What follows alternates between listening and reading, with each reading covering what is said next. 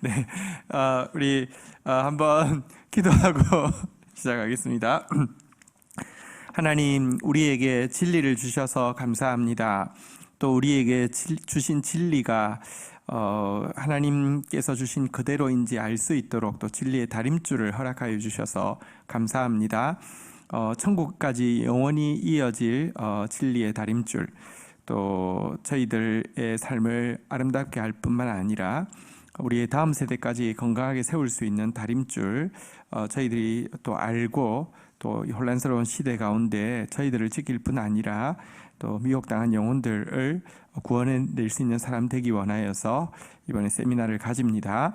하나님, 또 특별히 저희가 예배처에 모일 수 없는 특별한 상황 가운데서 더 진리를 알고자 해서 또 신천지로 인하여서 이렇게 혼란스러운 상황 가운데서 더 진리를 분별하고자 해서 가지는 시간이오니 하나님, 실시간으로 우리가 얼굴 보고 하는 것 아니지만 성령님 교통하여 주셔서 유익한 강의 되어질 수 있도록 축복하여 주옵소서. 감사합니다. 예수님의 이름으로 기도 올립니다. 아멘. 우리 받으신 교재 진리의 다림줄, 이것 우리에게 주신 진리가 하나님과의 관계에서 또 사람과의 관계에서 얼마나 정확한지를 알 수 있는 기준이 있습니다. 그 기준을 저희들이 배우는 시간이고요. 오늘은 1과 보려고 합니다. 1과 제목은 계신 곳에서 한번 따라 할까요? 1과 제목 한번 읽겠습니다. 이단에게는 뭔가 냄새가 난다. 이단에게 나는 냄새, 이단 구별할 수 있는 부분 우리 오늘 좀 한번 보도록 하겠습니다. 오늘 강의는 어떤 게 이단인가, 이렇게 이단에게서 이 이단을 분별할 수 있고 또 이단에 왜 빠지고 혹은 이단에 빠진 사람들 왜 잘 못 나오는가, 뭐 이런 부분들 같이 좀 나누려고 합니다. 아이스 브레이크 질문 한번 좀 보시죠. 요즘 신천지와 관련해 가지고 하도 막 이렇게 방송에서 일반 방송에서 많이들 이렇게 보여주니까 여러분들 많은 거 보잖아요, 그죠? 보면서 여러분들 어떤 느낌이 드셨습니까?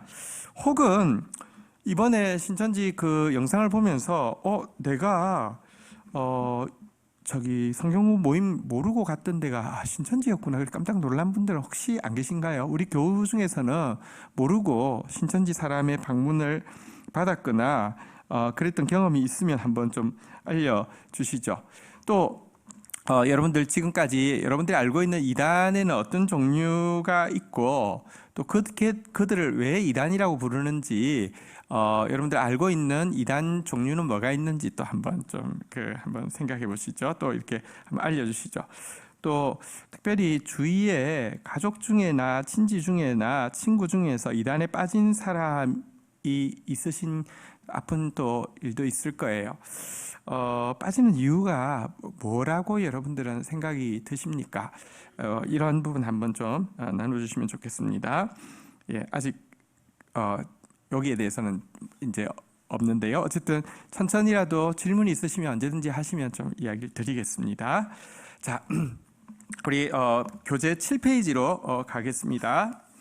자, 먼저 이단에 대해서 정의를 한번 좀 보도록 하겠습니다. 이단의 정의, 제가 한번 같이 한번 읽도록 하시죠. 이단의 정의 한번 읽겠습니다. 이단은 다른 예수, 다른 복음, 다른 행위를 가르쳐 사단의 영을 받게 함으로 결국 멸망으로 인도하는 거짓 선지자와 그 무리라고 정의할 수 있습니다. 이게 이제 이단의 정의입니다. 결국 예수, 신천지 예수교 하지만 그 예수는 이만희를 이야기하는 거 아시죠? 다른 예수입니다. 다른 복음입니다. 성경이 이야기하고 있는 복음과 전혀 다른 복음입니다. 그리고 다른 행위, 구원받기 위해서 또 구원받은 사람으로서 성경이 요구하고 있고 또 되리라고 이야기하는 모습과 전혀 다른 행위를 다시 말하면 사단 닮은 행위 하게 하는 것이, 그래서 멸망으로 인도하는 것이 이단이고요. 이단은 신학적 용어인데 비해서 사이비는 사약적 용어인데요. 보편적으로는 이단 사이비라고 부르는 이유는 하나님에 대해서 신학적으로 잘못되어지면요, 크든 적든 사이비적인 모습, 반사회적인 모습들이 나타나게 되어 있습니다. 그래서 모든 이단이 사이비라고 이렇게 이야기할 수는 없지만 대부분 이단은 사이비성을 가지고 있고요. 이것이 보통 때는 큰 문제가 없는 것처럼 보이고 또 자기들의 신분을 감추기 위해서 뭐 평화단체 이런 걸로 이렇게 위장하는 경우도 많았었는데요. 이런 큰 사건이 터지고 나니까 정말 반사회적이구나 이런 것을 저희들이 볼 수 있죠. 자, 이제 이단을 식별할 수 있는 방법을 이제 좀 볼 텐데요. 여러분 조직 신학이라고 들어보셨습니까? 신학이란 하나님을 이렇게 하나님이 어떤 분이신지 알아가는 학문인데 여기서 하나님을 알기 위해서 어떤 이렇게 카테고리를 정해 보았습니다. 자, 하나님을 우리가 알 수 있는 방법은 성경책을 통하여서 또 계시를 통하여서 알 수 있는데요. 그래서 이 성경과 계시에 대해서 어떻게 생각하느냐 이거 굉장히 중요한 관점이고요. 그다음 페이지로 보시면 이제 삼위 하나님에 관하여 이제 첫 번째가 이제 뭐 성경론이라고 하면 삼위 하나님에 대하여 이건 신론이라고 보통 이야기하죠. 자, 그다음에 인간과 죄에 관하여 그래서 인간론이라고 이야기합니다.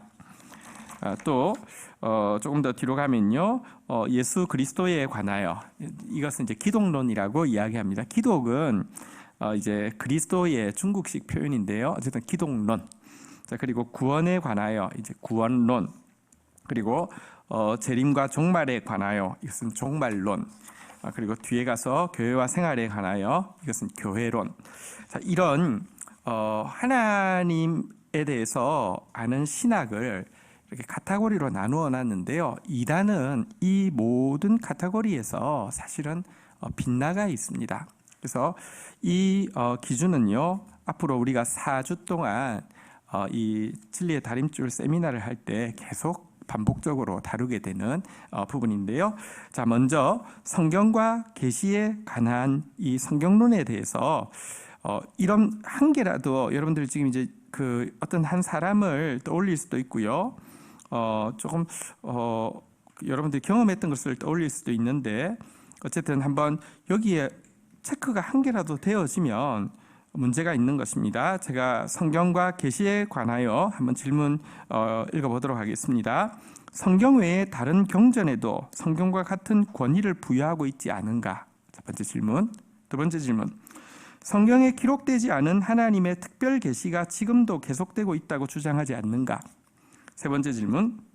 지금까지 아무도 풀지 못하던 말씀에 대한 해석의 열쇠가 자기들에게만 주어져 있다고 떠벌리지 않는가? 네 번째 질문. 성경의 어떤 한 부분을 지나치게 강조하거나 반대로 어떤 내용은 용도 폐기되었다고 말하지 않는가? 다섯째 질문입니다.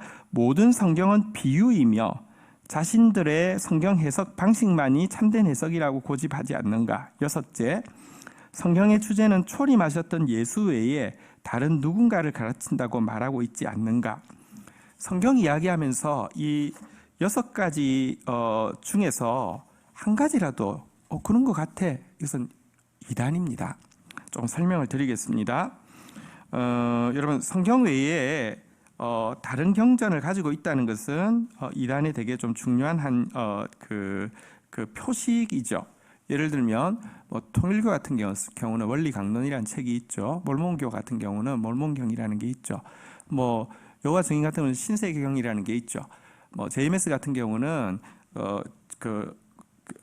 JMS 같은 경우는 갑자기 기억이 안 나네요.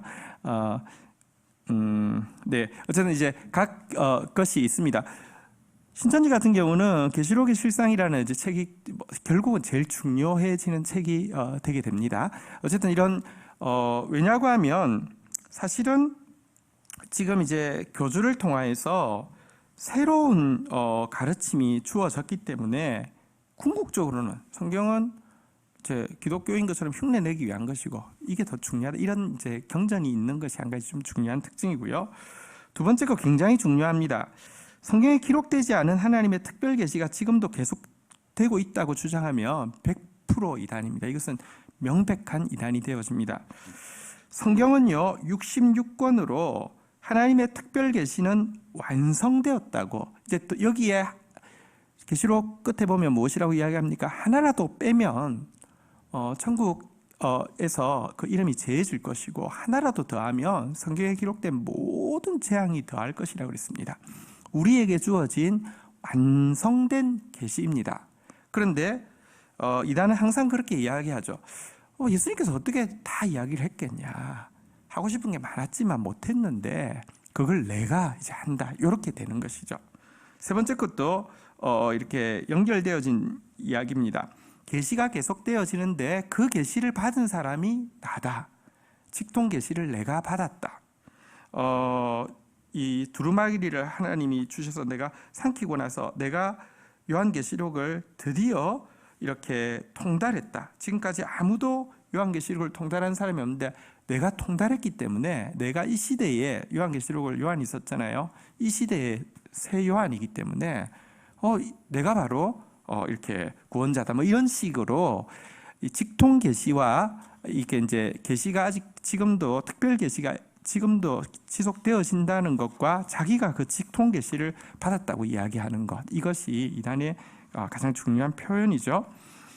성경에서 여러분 예를 들어 이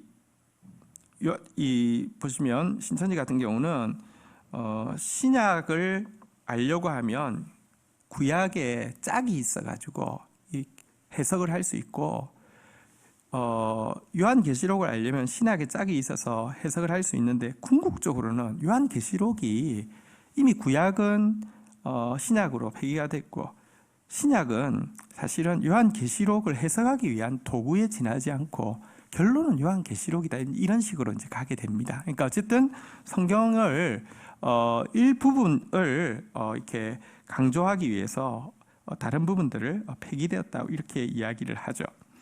성경 해석에 있어서 사실은요, 성경을 해석하는 데는 원리가 있습니다.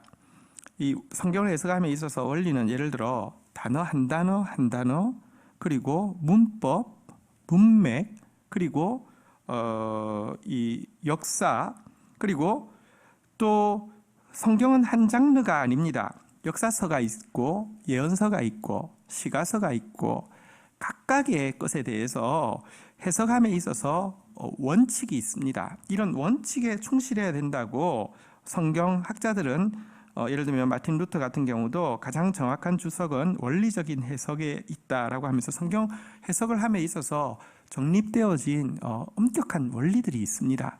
그러니까 저도 성경을 해석하기 위해서 짧은 본문이지만 이렇게 그 단어 하나하나 문맥 그리고 그 기록자 그리고 예를 들면 그것이 예언서이면 같은 시대의 예언서의 내용 이 모든 것들을 비교해서 보는 것이지 않습니까? 그런데 이단은 항상 은유적인 해석에 집착합니다. 그래야지만 끼워 맞춰서 자기가 이렇게 하고 싶은 이야기를 할 여지가 있기 때문입니다. 그리고 이런 은유적인 해석을 하기 때문에 예를 들면 이단은 신천지 같은 경우는 그렇죠. 지금 우리가 개역 개정으로 바뀐 것을 쓰는 교회들이 많습니다. 안 쓰는 교회도 있습니다. 신천지는 절대로 개역 개정을 안 씁니다. 옛날 성경을 씁니다. 왜냐하면 그 단어가 자기들이 그 단어가 있을 때는 자기들 합리화할 수 있는데 그게 원래 단어 해석이 좀 애매하게 돼 있어서 바꿔놓으면요. 자기들이 지금 주장하고 있는 뜻하고 전혀 다르게 되기 때문에 절대로 안 씁니다.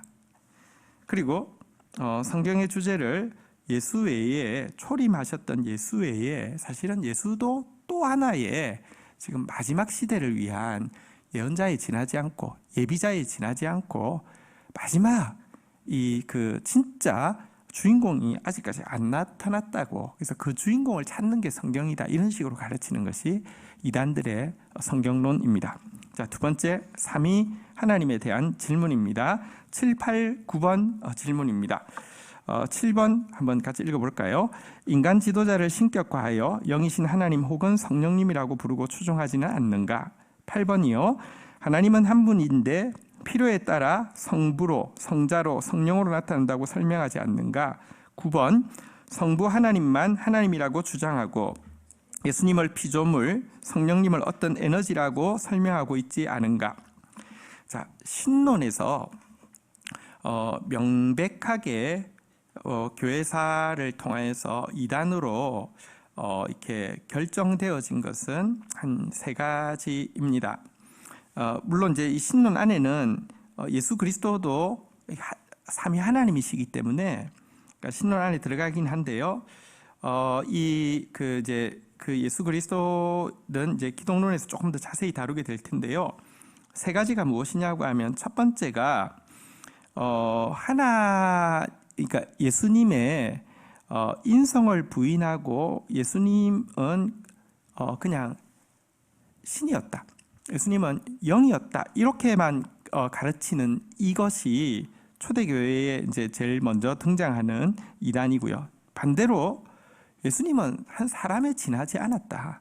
예수님은 한 사람에 지나지 않았고 피조물에 지나지 않았는데 뛰어나서 하나님이 들어서 썼다. 그러니까 예수님의 신성을 또 부인하는, 인성을 부인하는 거, 신성을 부인하는 거. 그리고 또 한 가지는 양태론이라고 해가지고 하나님은 한 분인데 때에 따라서 다른 모습으로 나타난다는 것입니다. 예를 들어 나는 우리 어머니에게는 아들이 되지만 우리 자녀들에게는 아버지가 되고 우리 아내에게는 남편이 되는 것처럼, 혹은 촛불에 불이 붙어 있으면 이것은 불이지만 이것은 또 빛이기도 하고 이것은 또 그걸 이제 활용을 하면 에너지가 되잖아요. 에너지가 되는 것처럼 성부 하나님이 때에 따라서는 성자 하나님이 되고 때에 따라서는 성령 하나님이 되는 이런 형태로 나타난다. 이렇게 이야기하는 이 세 가지는 우리 교회에서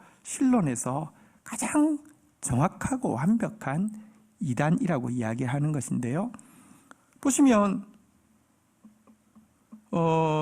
이만희가 자기가 성령이라고 이야기하잖아요. 일단 어느 도당이죠. 성령이라는 것은 육체가 아닌데 어떻게 성령이 됩니까?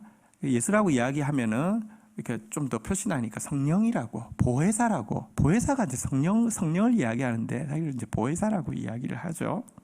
그리고 여러분 들어보면 지가 하나님이라고 했다가, 지가 예수님이라고 했다가, 지가 성령님이라고 했다고 자꾸 이렇게 하게 됩니다.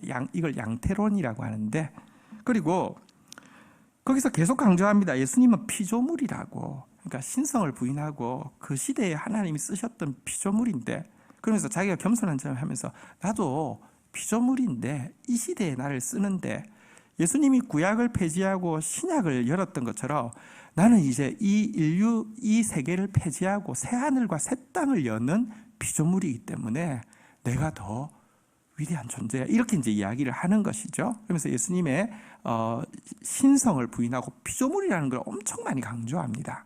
이것은 모두 삼위 하나님에 대한 이단적 가르침입니다.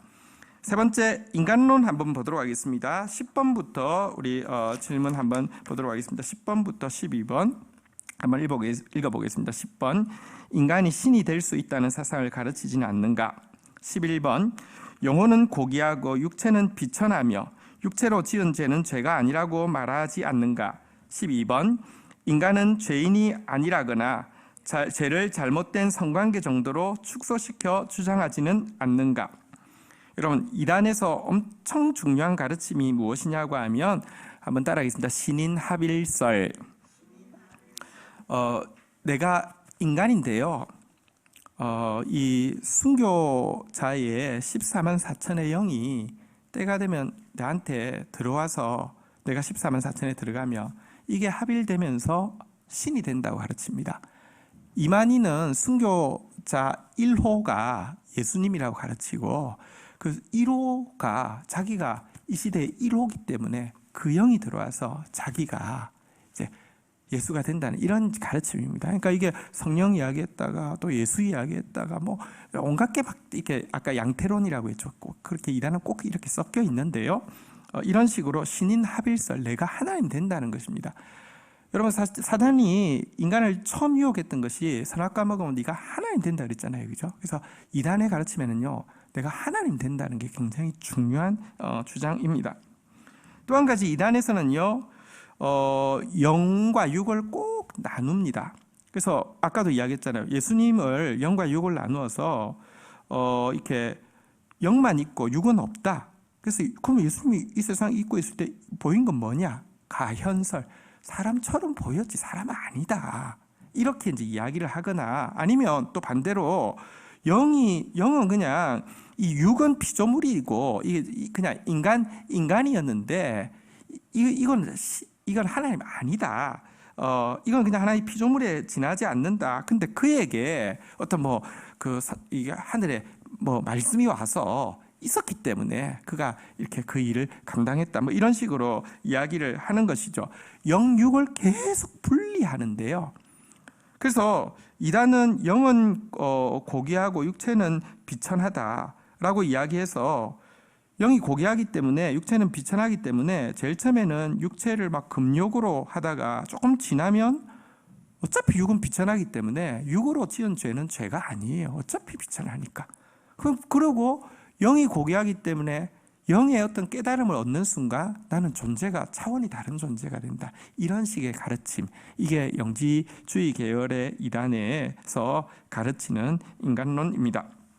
또 한 가지, 인간의 죄에 대해서 잘못된 성관계 정도로 축소시키는 경향이 강하게 있습니다. 이것은 이제 통일교 JMS에서 이야기하는 것인데요.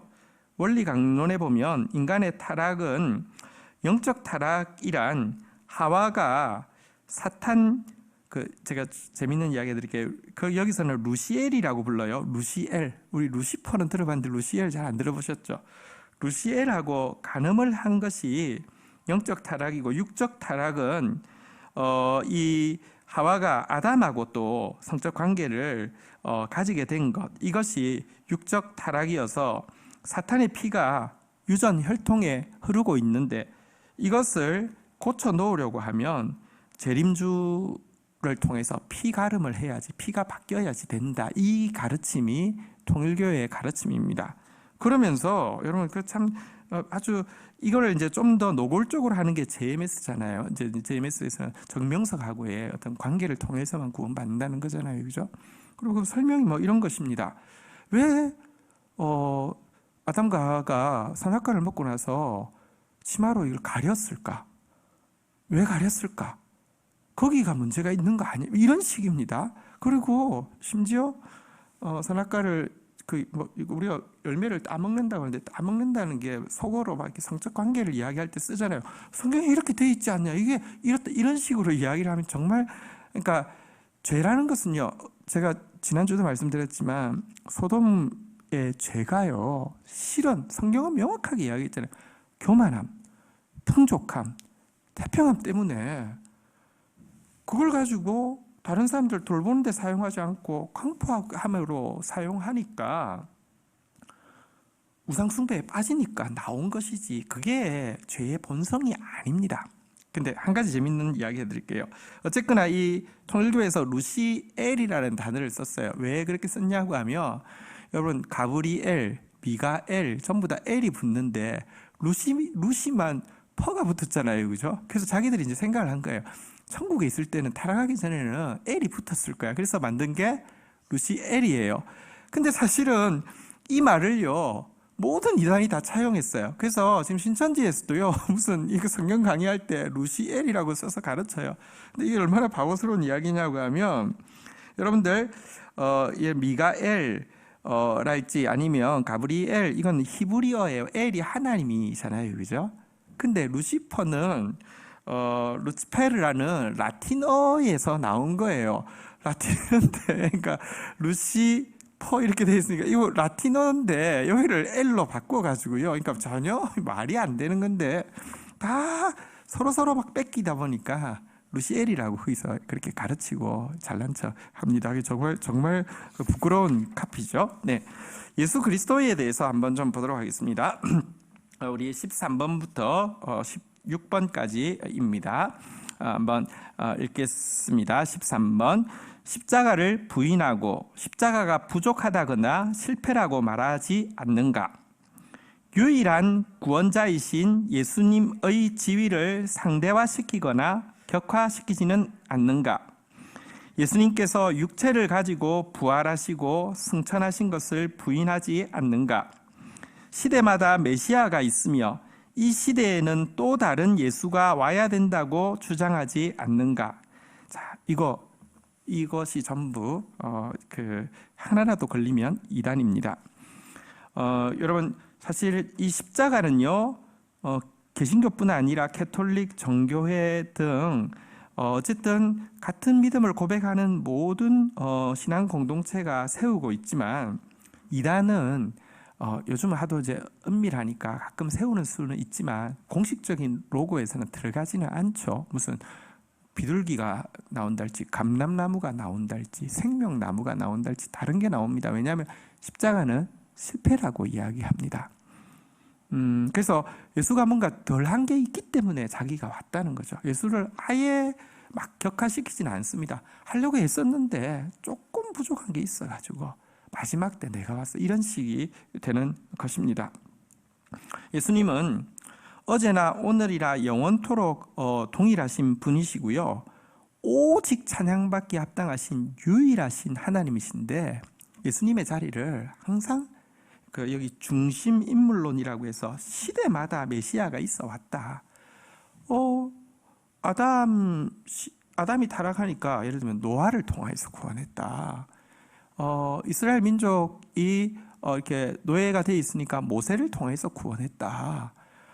이스라엘이 아직까지 제대로 나라를 갖추지 못하니까 다윗을 통해서 구원했다. 이것처럼 예수를 통해서 구원했는데, 시대마다 중심인물이 있는데 마지막 때 나올 중심인물은 나다. 이제 이게 모든 이단의 가르침입니다. 이것은 실은 신천지에서 이야기하는 이야기지만, 실은 예를 들면 그 이전에 JMS에서, 그리고 그 이전에 통일교에서 다 어쨌든 모든 이단들이 다 이야기하고 있는 기독론의 이 이단적인 부분입니다. 구원론 한번 보도록 하겠습니다. 17번, 18번, 19번, 20번, 21번입니다. 17번 한번 같이 읽겠습니다. 은혜와 믿음만으로는 구원을 받을 수 없고 다른 율법의 조건을 갖추어야 한다고 주장하고 있지 않은가? 자, 이단은 두 부류가 있습니다. 하나는 한번 따라하겠습니다. 율법주의 이단. 또 한 가지는요, 영지주의 이단. 율법주의 이단은 성경은요, 구원은 은혜로 믿음으로 받는 것이다라고 이야기하는데, 율법주의 이단은 항상 그렇게 이야기합니다. 그렇게 시작될 수는 있지만 결국은 율법을 지켜야 된다는 것입니다. 유월절 지켜야 된다는 것입니다. 유월절을 폐하면 안 되고, 안식일을 지켜야 된다는 것입니다. 안식일을 폐하면 안 되고. 그래서 안식교에서 안식교는 사실은 이단이라고는 하지만 현재의 모습은 사이비성은 좀 많이 없습니다. 그러니까 되게 좀 이렇게 생활로서는 사이비성은 잘 없습니다. 그런데요, 그게 율법주의 이단의 되게 이제 전형적인 한 케이스죠. 그러니까 거기서 지금 하나님의 교회라는 이단이 나왔는데요, 안식일 지켜야지 구원받는다 그러면, 성경 보면은 이제 유월절을 지키라는 내용도 있잖아요. 그러니까 한술 더 떠서 유월절 안 지키면 구원 못 받는다. 이제 이런 식으로 무언가 구원의 조건을 자꾸 제시하는 것을 율법주의 이단이라고 하고요. 영지주의 이단이란 무엇이냐고 하면, 인간은 은혜로 구원받는 게 아니라 영적 지식을 깨달은 자가 구원받는다는 것입니다. 그래서 아까도 이야기했잖아요.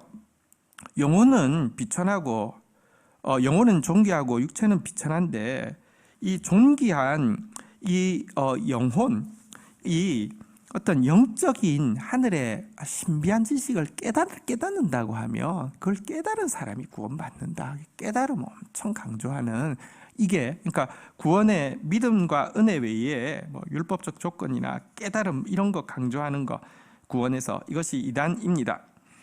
특별히 영지주의 계열의 이단에서는요, 구원받은 시간, 날짜를 정확하게 알지 못하면 구원받은 게 아니라고 가르치는 이유가 무엇이냐고 하면, 이렇게 중생이라는 게 믿음으로만 되는 게 아니라 이제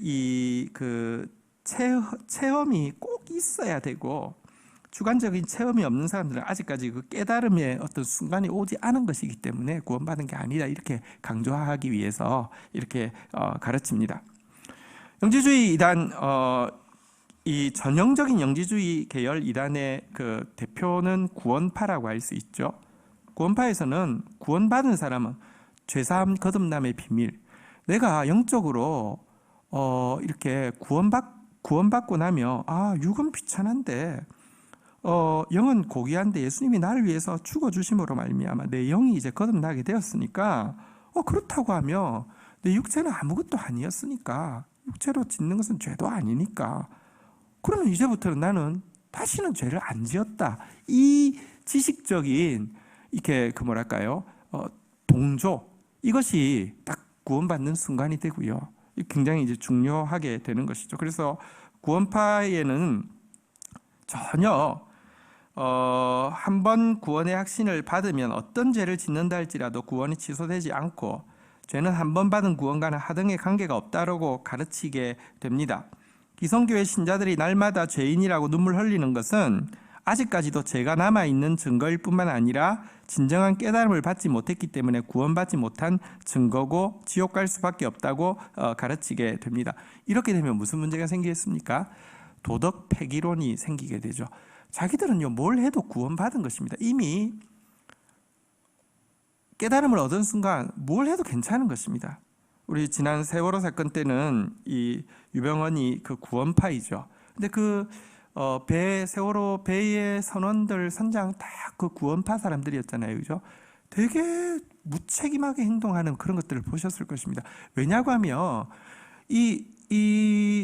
나는 이제 이미 구원받은 것이고 내가 하는 건 죄가 아니기 때문에 도덕이라는 관념이 없어지는 것입니다. 이게 이단이 가지고 있는 사이비성을 보여주는 것이죠. 그리고 특별히 이단에서 많이 강조하는 것, 비밀, 감추어진 지식, 이런 것 계속 이야기합니다. 그런데 그 비밀이 뭐냐고, 그 감추어진 지식이 뭐냐라고 이야기하면 또 말을 모호하게 하고 이렇게 바꾸고 이렇게 변경하고 계속 그러죠. 성경은요, 역사책이 아닙니다. 성경은 과학책이 아닙니다. 그런데요, 성경은 또 무슨 족보도 아닙니다. 그런데 성경에는 시간, 장소, 이름까지 정확하게 바뀌고, 반대로 그것 중에 한 개라도 밝힌 대로가 아니었으면 성경이 성경의 권위를 스스로 이렇게 무너지도록 만들어 두었습니다. 성경 굉장히 명료합니다. 근데 이단은요, 아주 모호합니다. 계속 말을 바꾸기 때문에. 이만희 여러 해 전에 이제 인터뷰하는 거 보셨습니까? 메시아냐 물어보면 절대 말 안 합니다. 절대 영생하냐 이번에도 물어보니까 절대 말 안 하죠. 근데 자기들 안에서는 그렇게 믿지만 절대 말 안 합니다. 그리고 그 결정적인 순간에 들어가서 물어보면 절대 계속 바꿉니다.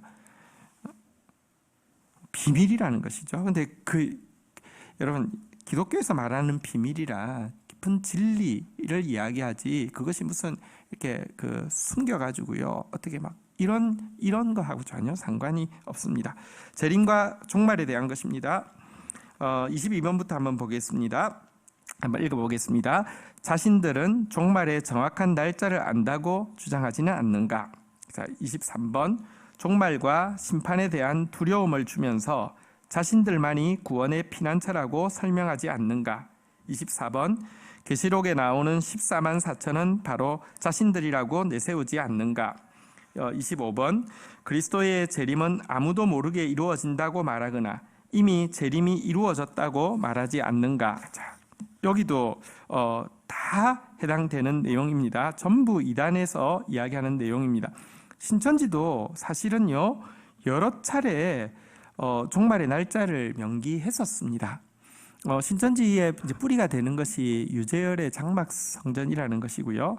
이때 이제 날짜를 명기했다가 맞추지 못하고, 그래서 이제 또 이렇게 횡령 이런 것 때문에 없어졌는데, 그 다음에 시작하고 나서 몇 차례 이렇게 날짜를 이야기했죠.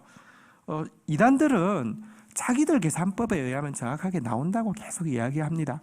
틀려도 없어지질 않습니다. 왜냐고 하면 어차피 모호하게 또 해가지고요, 또 이렇게 가게 돼 있습니다. 근데 어쨌든 자기들은 딱 안다는 겁니다. 그리고 지금 이 시대 마지막 시대의 마지막 구원이 자기들에게만 있기 때문에 여기서 나가는 순간은 지옥 간다라는 공포를 계속 심어주죠. 그리고 14만 4천은 여러분 여호와 증인도 14만 4천, 통일교도 14만 4천, 신천지도 14만 4천, 하나님의 교회도 14만 4천, 모든 이단은 한 이단도 빠짐없이 14만 4천을 다 이렇게 주장합니다. 그리고 실제 숫자 14만 4천이라고 계속 이야기하죠. 숫자가 넘어가면 그때부터는 이제 내부 경쟁을 시키니까 넘어가는 건 상관없는데 어쨌든 실제 숫자라고 계속 이야기를 하죠. 성경은 14만 4천은 무엇이냐고 하면 12 곱하기 1000입니다. 구약의 12지파, 신약의 12사도는 신구약의 교회, 구원받은 백성을 이야기하고요. 1000이라는 것은 많다라는 뜻입니다. 천천이다, 만만이다. 그래서 신구약의 구원받은 모든 백성을 이야기하는 숫자입니다. 14만 4천이 어떤 그런 뜻이 전혀 아닙니다. 왜냐하고 하면 이것은 계시록에 숫자가 여러 개가 나오잖아요. 그죠? 그것의 일관된 원리이기 때문에 나중에 요한계시록을 한번 강의를 쭉 하다 보면 그것이 원리에 맞기 때문입니다. 은유가 아니라 그냥 그렇게 풀고 싶어서가 아니라 그것이 전체를 계속 관통하고 있는 원리이기 때문에 그렇습니다. 예수 그리스도의 재림이 아무도 모르게 이루어진다. 그런데 이루어졌다. 내가 실상이다. 내가 재림 예수다. 이렇게 계속 이야기하잖아요. 그죠? 근데 성경은 보면 그리스도의 재림은 모든 사람이 알 수 있도록 올 것이다 라고 이야기합니다. 그리스도의 재림이 도둑과 같이 올 것이다 라고 이야기했는데 여기서 도둑과 같이 온다는 것은 지금 그 이단자처럼 도둑놈처럼 은밀하게 온다는 것이 아니라 도둑과 같이 온다는 말의 뜻은 은밀하게가 아니라 갑작스럽게 그냥 뭐 세상이 창조된 이후로 뭐 항상 있는데 뭐 괜찮아 그때 갑작스럽게 온다는 뜻이지 은밀하게 온다는 뜻과는 전혀 상관이 없습니다. 자, 이제 7번 교회와 생활에 관해서 이제 교회론입니다. 한번 질문 한번 보도록 할까요? 26번부터 한번 보겠습니다. 읽겠습니다. 사도신경에서 말하는 기독교의 가르침을 부인하거나 그와 다른 신앙 고백을 가지고 있지 않는가?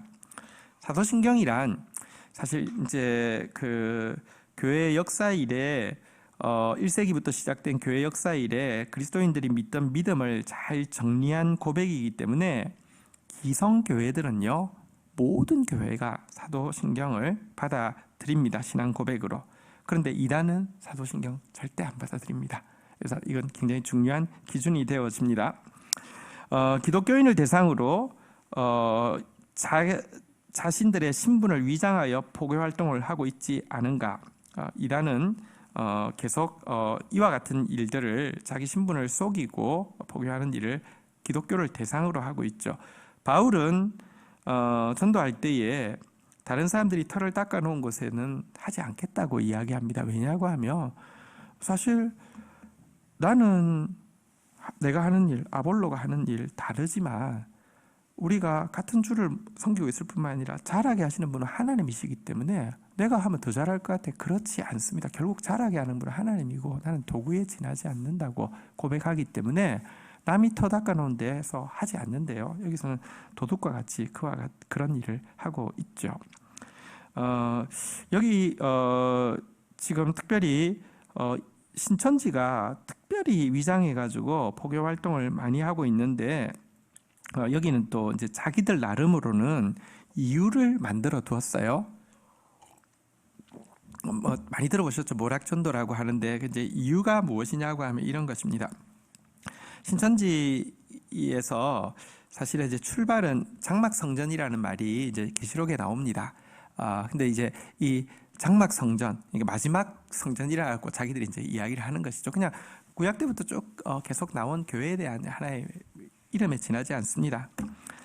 근데요, 유재열이라는 사람이 만들었는데 이 사람이 이제 이 사람 밑에서 이만희가 이제 그냥 무슨 이게 허들의 일을 하는 일을 했더랬죠. 자, 그런데 유재열이가 이 일을 하다가 이제 그 종말을 계시했는데 안 맞은 거예요. 게다가 유재열은 되게 어린 나이에 시작해서 17살인가 18살에 이제 이단 교주가 된 거니까요. 이만희 나이가 많았고요.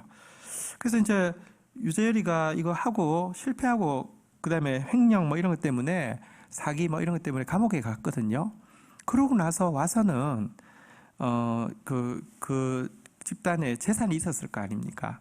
재산을 그냥 팔아가지고 그 오평호라는 어떤 목사, 그냥 기성교회 목사에게 그냥 그 재산을 이렇게 양도를 해가지고 그냥 교회를 하게 했나 봐요.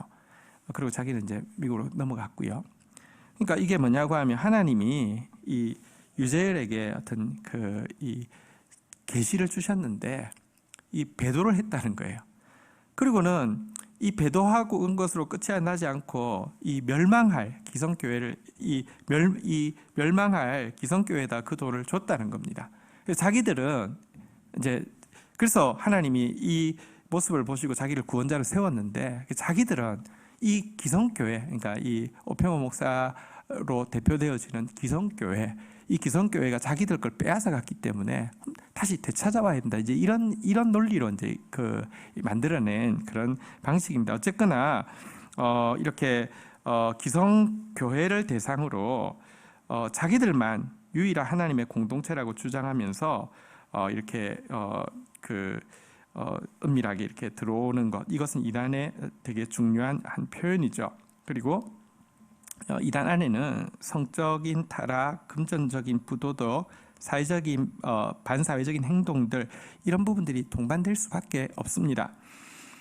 지금 요즘 신천지 관련해 가지고 제일 많이 언론에 나오시는 분이 신현웅 목사님이라고 구리 이단 상담소, 그분이 제일 많이 나오시죠. 이분이 신천지에서 정말 총망받는 이인자셨는데 이분이 왜 나왔는지 이 이유를 이제 이야기를 하시는 것을 보았는데요. 뭐냐고 하면 이만희 이 성적인, 그러니까 무슨 젊은 그 처자를 이렇게 해가지고 이렇게 관계 가지고 이런 거 보고 나왔다는 이야기를 이제 보게 되었습니다. 그럴 수밖에 없죠. 쥐가 하나님인데 쥐 마음대로 하는데 꼭 이런 일이 반사회적인 부분이 나올 수밖에 없습니다. 그리고 지도자를 신의 계시자라고 주장하면서 무조건 복종해야 된다 이렇게 이야기하면서 사람들을 도구로 이용해가지고 착취하는 일은 이단에서 반드시 있는 일이고요. 이 일에 건강한 가족관계, 친구관계가 있으면 사람이 돌아갈 때가 있기 때문에 그것을 다 해체하고 끊어놓는 일을 하잖아요. 그죠? 이것이 이제 이단의 한 표현입니다. 지금 우리가 30가지 질문을 했는데 이 중에 한두 개라도 걸리면은 이단이거나 이단성을 가지고 있는 집단임을 알 수가 있습니다. 자, 이제 이단이 그런데 들어간 사람이 의외로 잘 못 벗어나요. 한번 들어가면 잘 못 벗어나요. 저희는 지금 간절한 기도 제목이 있습니다. 신천지에 너무 많은 청년들이 있습니다. 지금 한국교회는 청년 다 잃어버렸는데 신천지는 바글바글합니다.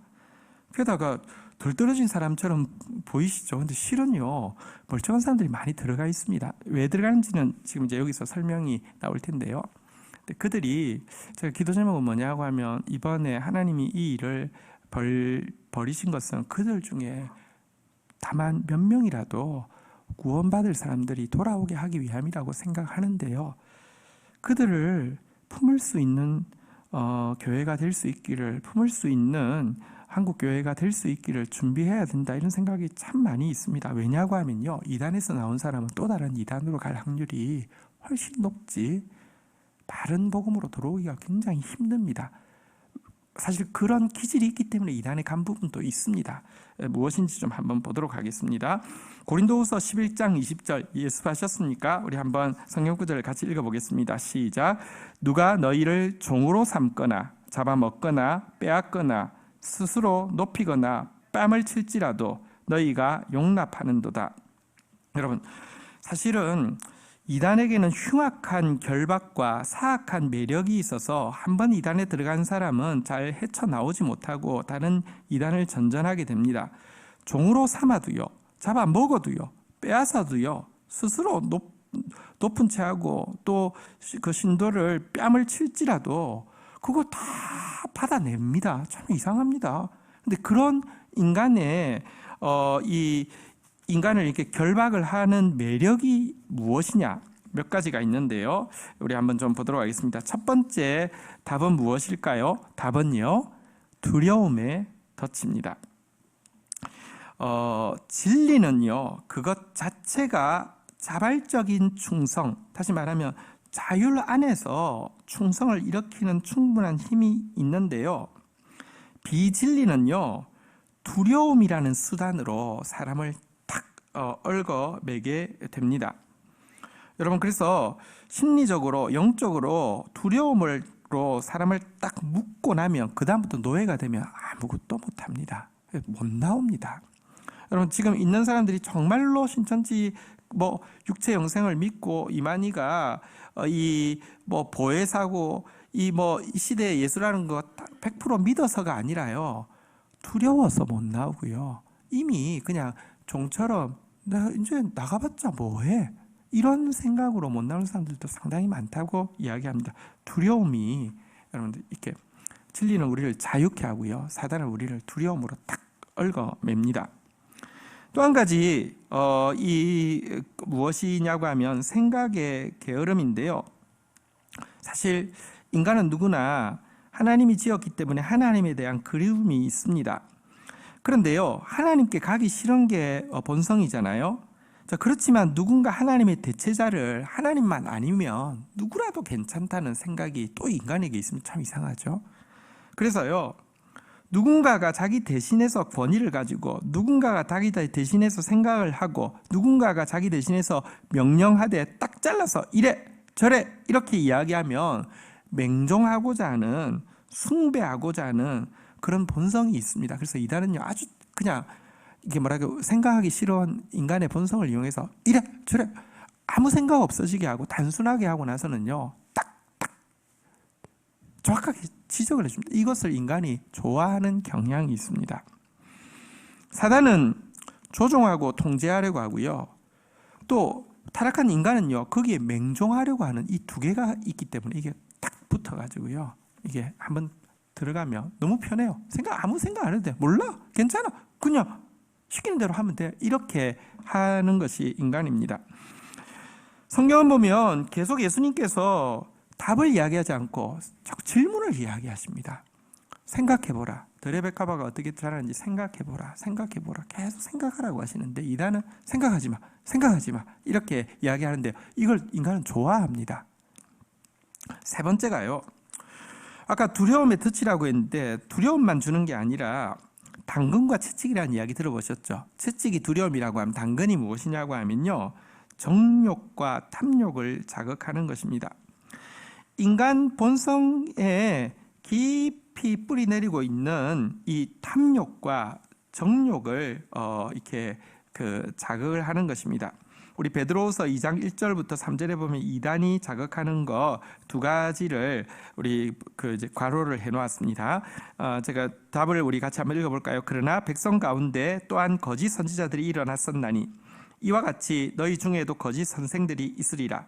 그들은 멸망하게 할 이단을 가만히 끌어들여 자신들을 사신 주를 부인하고 임박한 멸망을 스스로 취하는 자들이라.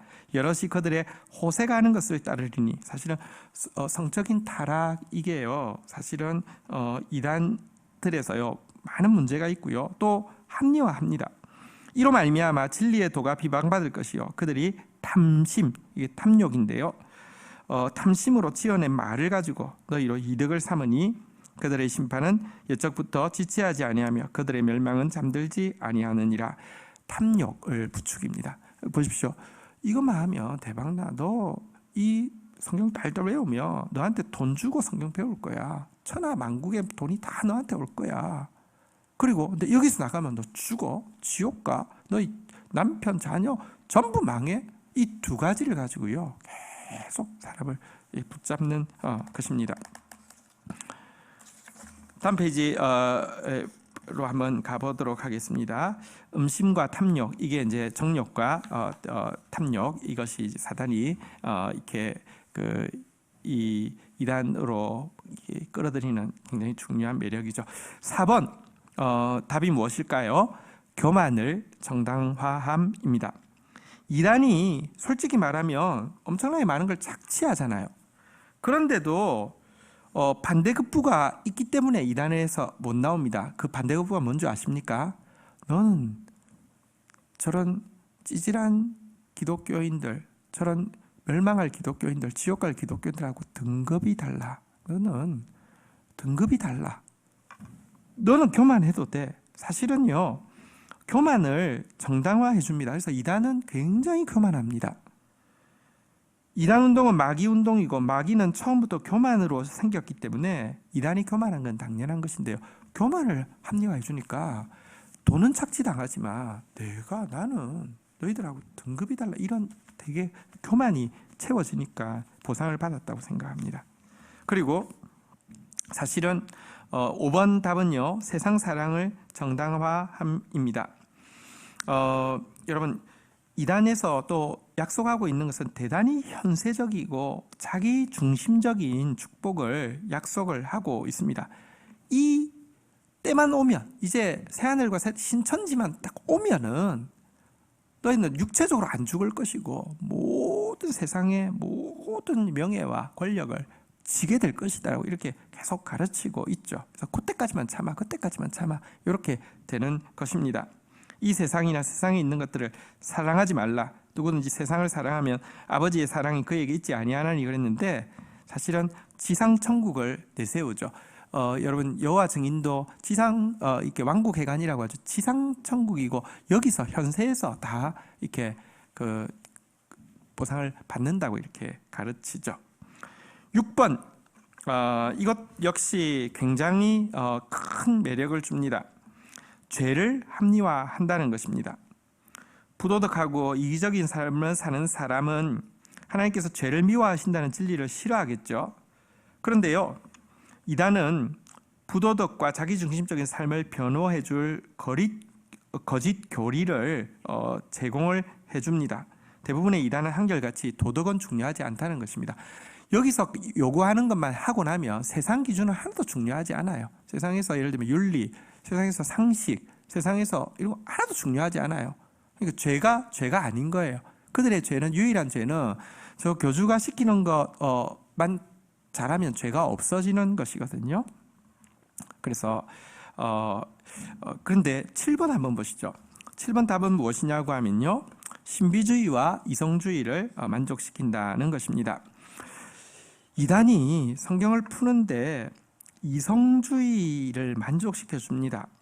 사실요, 막 이렇게 성경은요, 사실은 하나님께서 성령으로 말미암아 쓰신 책이기 때문에 우리의 머리로 다 이해할 수가 없습니다. 근데 이단은요, 이성으로 다 풀 수 있다고 이렇게 비유를 해가지고 이렇게 딱 이렇게 설명을 해주니까, 성경을 그렇게 배운 적이 없는데 하면서 이성이 되게 만족되는 것 같아요.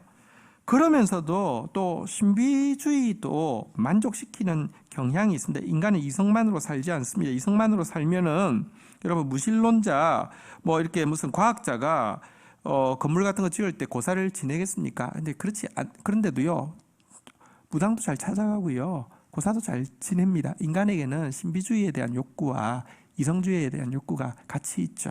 그래서 이성주의로 막 이렇게 이야기하다가 나중에 신비주의로 이렇게 하면요, 이게 버물려지면 이단에서 잘 빠져나오지 못합니다.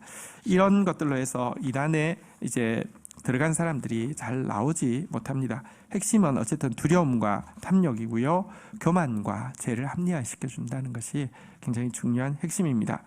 자, 이단을 방지할 수 있는 방법 1번 한번 보도록 하겠습니다. 한번 제목 같이 한번 읽겠습니다. 교회의 윤리성을 회복하라. 여러분, 교회가 타락하고 부패할 때에 이단이 꼭 발흥하게 되어 있습니다. 그래서 지금 신천지의 일 앞에서 한국교회는 할 말이 없습니다.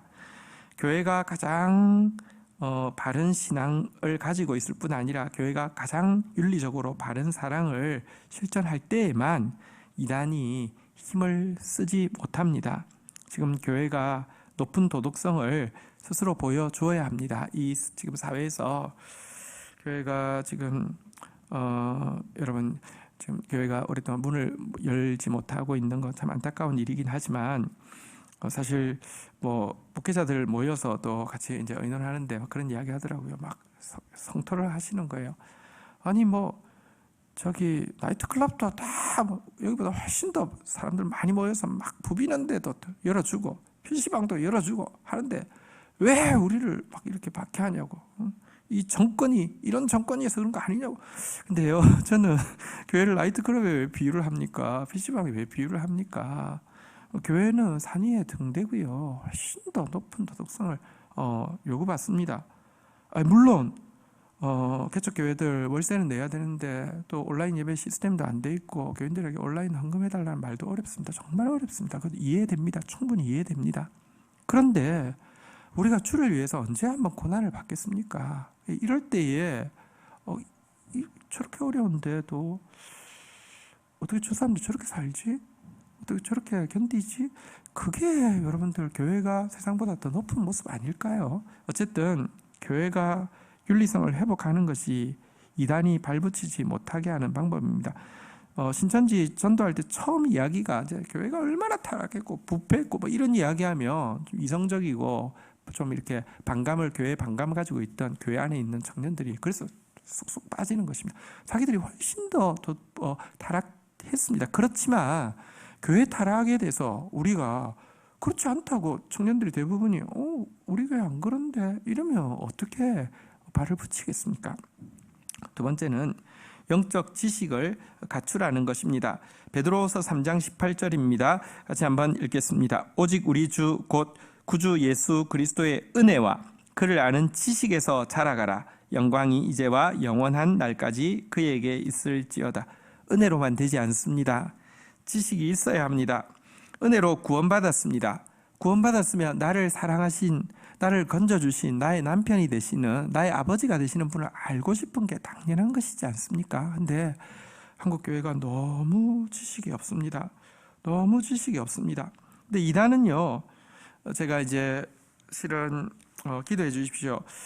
저희 이제 간절한 기도 제목이어서 지금 그 신현웅 목사님과 함께 신천지에서 사용하는 모든 성경 구절을 이제 어떻게 왜곡시켰지만 실제 뜻이 무엇인가 이것을 이제 가지고 신천지에서 돌아올 사람들을 위해서 성경 공부 교재를 만들기로 해서 같이 지금 이제 작업을 하고 있습니다.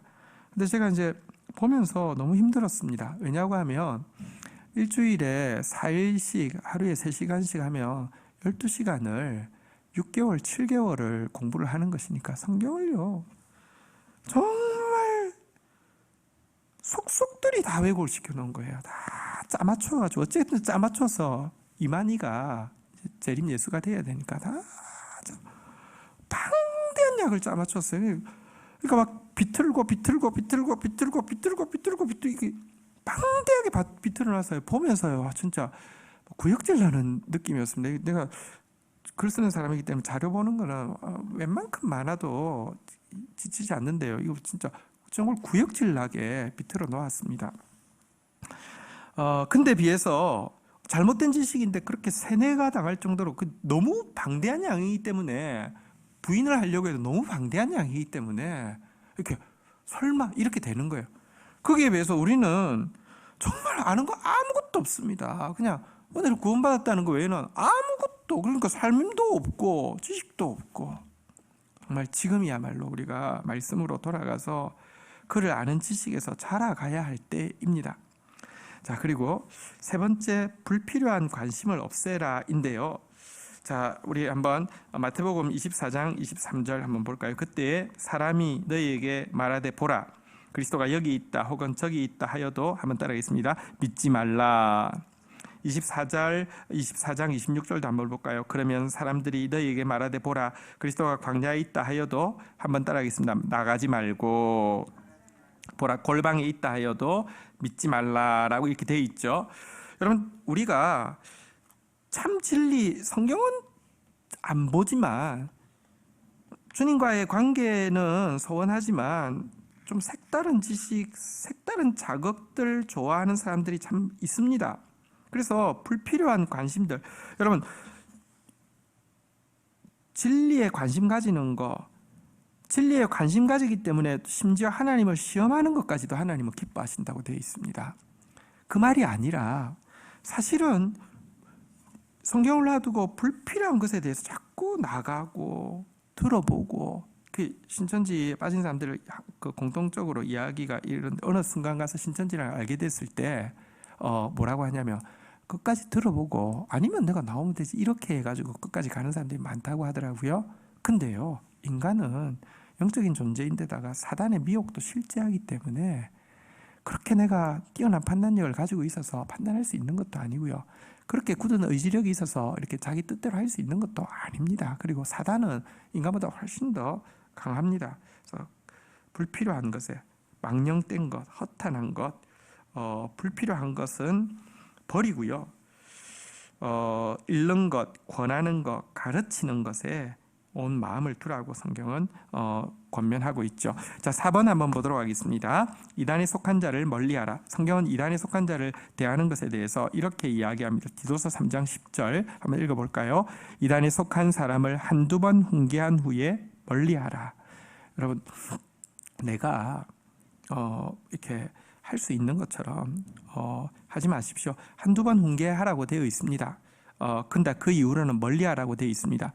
물론 성경에 또 유다서 같은 데 보면요, 그들이 그 가운데서 돌아오게 될 때에 정말 그들을 불 가운데서 건져낸 그들을 이렇게 회복시키는 부분에 대해서 이야기하고 있습니다. 그런데요, 그들이 돌아올 때를 이야기하는 것이지, 우리가 이단에 속한 사람도 뭐 그냥 사람이다 똑같고 뭐 믿음 뭐 조금 다를 뿐이지 뭐 이럴 것이 아닙니다. 부정한 것은 가까이 하지 말라고 성경이 가르치고 있습니다. 요한 2서는요, 노사도 요한이 이야기하는 것입니다. 이때 벌써 아까 이야기 드렸던 초대교회의 첫 이단인 가연설, 예수님은 영이지 육은 그냥 껍데기다. 이거는 그냥 실제가 아니라 그렇게 보이는 것뿐이다. 이거부터 이제 시작됐거든요. 이런 이단자들이 벌써 나오기 시작했는데 그들에 대해서 무엇이라고 이야기합니까? 누구든지 이 교훈을 가지지 않고 너에게 나아가거든 그를 집에 들이지도 말고 인사도 말라. 그에게 인사하는 자는 그 악한 일에 참여하는 자임이라 라고 이야기하면서 심지어 인사도 하지 말라고 이야기할 정도로 이단에 대해서 멀리하라고 이렇게 이야기하고 있습니다. 그 당시에 유명한 영지주의자, 예수님의 인성을 부인하는 사람이 케린투스라는 사람이 있었습니다. 에베소에서 있을 때의 일인데요, 요한이 대중 목욕탕을 갔습니다. 목욕탕을 이제 빨개 벗고 들어가셨겠죠. 들어갔는데 거기서 케린투스가 목욕을 하고 있는 장면을 보게 되었습니다. 그러자 빨가벗은 그 상태로 노사도 요한이 밖으로 뛰어나오면서 큰일 났다, 목욕탕이 무너지게 생겼다, 빨리 나가자 하면서 뛰어나오신 그런 이제 일화가 있습니다. 그 정도로 썩기는 것을 그러니까 싫어했습니다. 왜냐하고 하면 우리 속에 죄성이 있기 때문에요. 어쨌든 아닌 것은 가까이 하지 않는 것이 중요합니다. 자, 그리고 5번 마지막입니다. 오늘 너무 수고하셨습니다. 5번 마지막 읽도록 하겠습니다. 가정을 사랑의 공동체로 가꾸라. 디모데전서 3장 5절입니다. 읽겠습니다. 사람이 자기 집을 다스릴 줄 알지 못하면 어찌 하나님의 교회를 돌보리요. 여러분, 가정이 부부간에 불화하고 형제와 부모 간에 또 갈등 있고 한 가정이 깨어져 있으면요, 이단이 틈타기가 쉽고요. 또 반대로 신천지 빠졌다가 나온 사람들의 공통점이 있더라고요. 가족이 끝까지 포기하지 않고 끝까지, 그리고 또 결국 그 가족을 생각하며 가족 모습 때문에 결국은 신천지나 잘못된 것에서 회의하다가 돌아오는 경우가 되게 많더라고요. 우리 여러분들의 가정, 그리고 또 우리 교회가 믿음의 가정이잖아요. 믿음의 가정인 우리 교회가 정말 사랑이 있는 공동체를 가꾸어서요, 이 거짓된 미혹에 빠지지 않을 뿐만 아니라 하나님께서 또 사단에게 속한 자 몇몇을 돌아오게 하실 때에 또 무릎 꿇고 하나님 앞에 돌아와서 도리어 하나님 나라 위해서 사용되어지는 그런 기적을 볼 수 있도록 저희들이 또 바르게 세워져야 되겠습니다. 많은 분들이 출첵을 해 주셨습니다. 감사합니다. 오늘은 제가 사실은 실시간에 여러분들 질문 받고 뭐 이렇게 하려고 했는데 오늘은 첫날이어서 좀 질문하기가 좀 그랬는데요. 예, 누가 질문하셨죠? 하나님 어머니에 대해서. 네네. 여기 이거 좀 이야기 드리겠습니다. 자, 아까 하나님은 중요한 것은 하나님은 영이시죠. 성령님도 영이시죠. 하나님은 영이십니다. 자, 그런데 하나님께서 자기 형상으로 사람을 만드셨다고 했습니다. 이 말은 영이신데 형상이라는 것은 무엇이냐고 하면 그의 성품으로 만드셨다는 뜻이죠.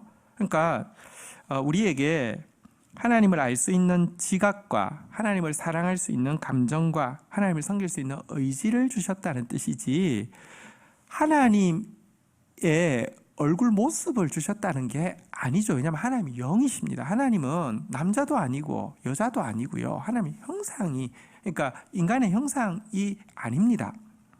그런데 하나님의 교회는 어떻게 가르칩니까? 안상홍이 죽었잖아요. 거기는 안상홍을 이제 메시아로 믿는데 죽었어요. 근데 그 부인이 장길자라는 부인이 있는데 부인이 둘이에요. 그런데 사실은 부인 또 한 부인이 있어요. 이 부인이 안상홍이가 죽을 것 같으니까 이렇게 이제 이렇게 사후를 생각해서 이렇게 교리를 어떻게 할까 하다가 이렇게 여자 하나님 개념을 이야기했다가 파문당해서 쫓겨났죠. 그런데 안상홍이 죽고 나서 장길자가 자기 여자 하나님이라고 한 이유가 하나님 형상으로 지었기 때문에, 하나님이 자기 형상으로 남자와 여자를 지었으며 반대로 남자 하나님도 있는 거고 여자 하나님도 있다, 이제 이렇게 이야기를 하는 거죠. 그러니까 이건 정말 듣도 보도 못한 그런 정말 진짜 신성모독이죠. 예. 하나님은 영이십니다. 성령님도 영이시고요. 이만희가 어떻게 성령입니까? 그러니까 온갖 성경에 나오는 모든 이렇게 좋은 건 전부 다 자기한테 다 이제 끌어붙여서 이렇게 이야기를 하는 것입니다. 네. 혹시 또 뭐 다른 질문 오늘 있으시면은 제가 받겠습니다. 네. 아이고, 네. 네. 신천지 활동을 보면 자녀들이 10이 부정이 되신데요. 그래서 청년들에게 일정 기간 올바른 말씀의 메시지를 이렇게 가르치는 거를 교회에서 혹시 하실 생각이 없으신지? 저희가 아까 우리가 이제 사과로 구성되어 있는데 보시면 이제 오늘은 이단은 뭔가 냄새가 난다였고요. 이과 때가 정통과 진리를 가르는 다림줄 진리라고 해서, 그러니까 성경에서 그러면 바르게 이야기하는, 아까 오늘 쭉 보았던 거 있잖아요. 예를 들면 성경론이랄지 아니면 신론이랄지 아니면 구원론이랄지 종말론이랄지 교회론이랄지 뭐 이런 것을 성경에서 뭐라고 가르치는지 뭐 이런 것들을 보게 될 것이고요. 이단이 가르치는 성경 구절이 많지 않습니다. 근데 이렇게 해서 이렇게 유혹하는데요. 그 구절이 실제 무슨 뜻인지 이제 저희들이 보게 될 것이고요. 그 다음에 마지막 사과가 신천지가 뭘 가르치고 있는지, 그리고 하나님의 교회가 뭘 가르치고 있는지 사과에서 자세히 다루게 될 것입니다. 그리고 하나님이 허락하셔서 또 지혜를 주시고 또 허락하셔서 이제 신천지에서 탈퇴할 사람들을 위해서 성경공부 교재가 나오게 된다고 하면 그것은 저희 이제 우리 청년들이 한번 같이 할 수 있는 시간을 가지도록 그렇게 하겠습니다. 어쨌든 기도해 주십시오. 저도 뭐 이렇게 이런 일들을 많이 했기 때문에 쉽게 할 수 있으리라고 생각했는데 이제 같이 하기로 하고 자료를 보면서는 좀 너무 속도 상하고 또 하나님 뜻이 안 하고 싶다 이런 생각이 들 정도로 너무 지저분해서요. 그러니까 수준이 높아서가 아니라 너무 그 뭐랄까요 많이 질이 아니라 양으로 그냥 막 세뇌를 시키는 그런 방식이더라고요. 그래서 하나님 뜻이 아니면 안 하고 싶습니다라는 마음도 있고요. 근데 하나님 뜻이면은 하나님 정말로 그러니까 돌아올 영혼들이 진짜 진리를 제대로 그러니까 자기들이 배운 것이 배운 것을 반대로 이렇게 통해서 디톡스가 될 수 있도록 하려는 교재 지금 준비를 하고 기도하고 지금 연구하고 있으니까 기도해 주시기 바랍니다. 자, 오늘 우리 함께해서 너무 감사하고요. 다음 주에는 미리 준비 여기 저기 우리 또 한 분이 이렇게 이야기하셨네요. 루시엘이 타락하여 루시퍼가 되었다는 그 내용이 공지영 씨가 어린이를 위한 성경 이야기라는 책을 썼는데 거기에 첫 챕터에 천지창조 이야기를 다루며 쓰고 있어요. 물론 공지영 씨는 교육자도 아니고 소설가라 뭐라 할 수는 없지만 그런 내용이 바르지 않은 해석이라면 아이들에게 이야기 형식이라도 권하면 되지 않겠어요. 예, 저 그렇다 그죠? 진짜 이게 이단이 만든 희한한 단어가 그렇게 그냥 무슨 그런 뭐 이렇게 약간 남들이 안 쓰는 단어를 쓰면 좀 멋있어 보이다 보니까 이 소설가도 이렇게 썼네요. 예, 예. 음,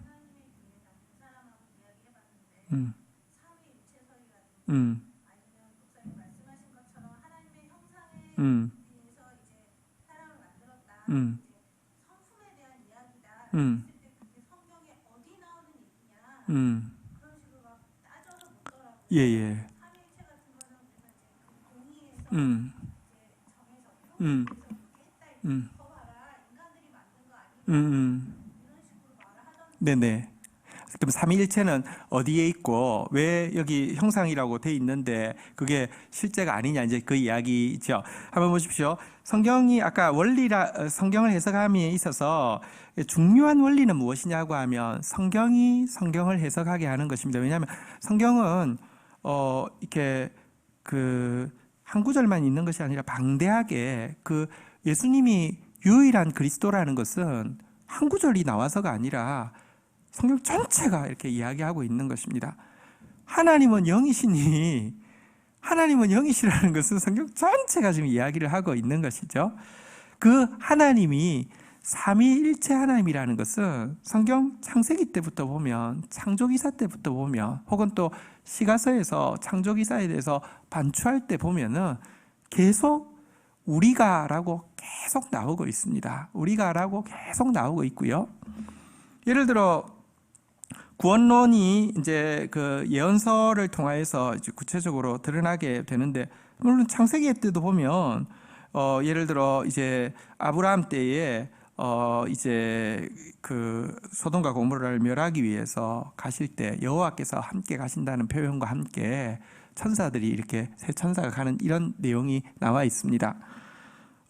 다니엘서를 비롯해서 이 구원론이 본격적으로 이렇게 그 신약을 이렇게 보여주는 이런 곳에서 보면요, 계속해서 하나님의 보좌를 보여주고 나서 인자 같으신 이라고 이야기하면서 예수 그리스도 구원자이신 예수 그리스도에 대해서 계속 이야기하고 있습니다.